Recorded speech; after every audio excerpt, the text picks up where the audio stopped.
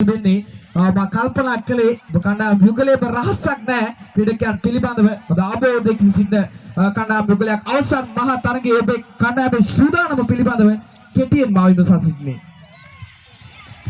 අපේ කණ්ඩායමේ හොඳ පිතිකරණයක් අපේ පළමුවට පන්දුවට පාර දෙන්න යන පිතිකරුවන් දෙදෙනා හොඳින් පන්දුවට පාර දෙනවා.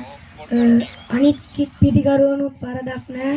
ඔවුනුත් හොඳට පන්දුවට පාර දෙනවා. තවද පන්දු යවන අන්තයෙන් හොඳ පන්දු යැවීමක් දෙන්න අපි බලාපොරොත්තු වෙනවා. ස්තුතියි.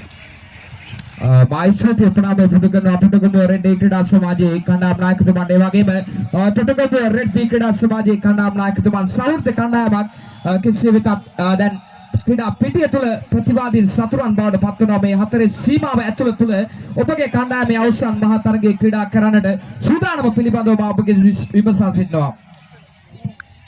අපේ කට්ටියක් මෙන්නට බැට් කරනවා, ෆීල්ඩින් ඒ මොහොතේ කරනවා, කීපින් ඒ මොහොතේ කරනවා, තුනම මොහොතේ කරනවා. ඒ නිසා තමයි අපි මේ ජයග්‍රහණය ඔක්කොම කරේ. ඉතින් බෝලින් ඒ මොහොතේ කරනවා. ඉතින් ආපදපුරන මයිස්ටර් ප්‍රණාම පුදු කරනවා. ඒ වගේම